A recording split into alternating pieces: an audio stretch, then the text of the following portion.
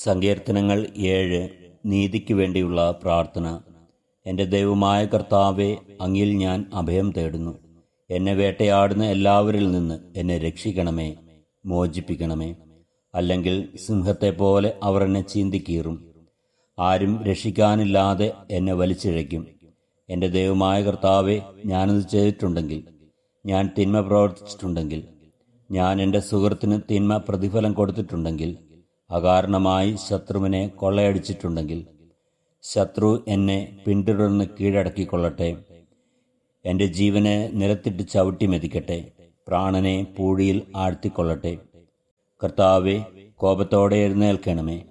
എൻ്റെ ശത്രുക്കളുടെ ക്രോധത്തെ നേരിടാൻ എഴുന്നേൽക്കണമേ. ദൈവമേ, ഉണരണമേ. അവിടുന്ന് ഒരു ന്യായവിധി നിശ്ചയിച്ചിട്ടുണ്ടല്ലോ. ജനതകൾ അങ്ങയുടെ ചുറ്റും സമ്മേളിക്കട്ടെ.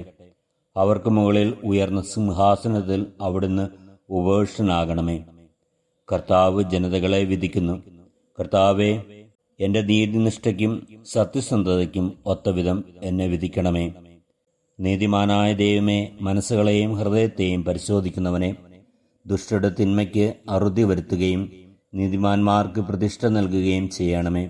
ഹൃദയ നിഷ്കളങ്കതയുള്ളവരെ രക്ഷിക്കുന്ന ദൈവമാണ് എൻ്റെ പരിച.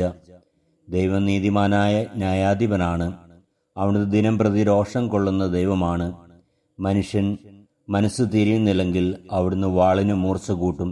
അവിടുന്ന് വില്ലുകുലച്ച് ഒരുങ്ങിയിരിക്കുന്നു. അവിടുന്ന് തൻ്റെ ശരങ്ങളെ തീയമ്പുകളാക്കി മാരകായുധങ്ങൾ സജ്ജമാക്കിയിരിക്കുന്നു. ഇതാ, ദുഷ്ടൻ തിന്മയെ ഗർഭം ധരിക്കുന്നു, അധർമ്മത്തെ ഉദരത്തിൽ വഹിക്കുന്നു, വഞ്ചനയെ പ്രസവിക്കുന്നു. അവൻ കുഴി കുഴിക്കുന്നു, താൻ കുഴിച്ച കുഴിയിൽ താൻ തന്നെ വീഴുന്നു. അവൻ്റെ ദുഷ്ടത അവൻ്റെ തലയിൽ തന്നെ പതിക്കുന്നു, അവൻ്റെ അക്രമം അവൻ്റെ നെറുകയിൽ തന്നെ തറയുന്നു. കർത്താവിന് നീതിക്കൊത്ത് ഞാൻ അവിടുത്തേക്ക് നന്ദി പറയും. അത്യുന്നതനായ ദൈവത്തിൻ്റെ നാമത്തിന് ഞാൻ സ്തോത്രമാലപിക്കും. കർത്താവായ ദൈവമേ, അങ്ങ് നീതിമാനാണല്ലോ. അങ്ങയുടെ നീതി എൻ്റെ ജീവിതത്തിൽ അനുഭവിച്ചറിയുവാനുള്ള കൃപ നൽകി എന്നെ അനുഗ്രഹിക്കണമേ.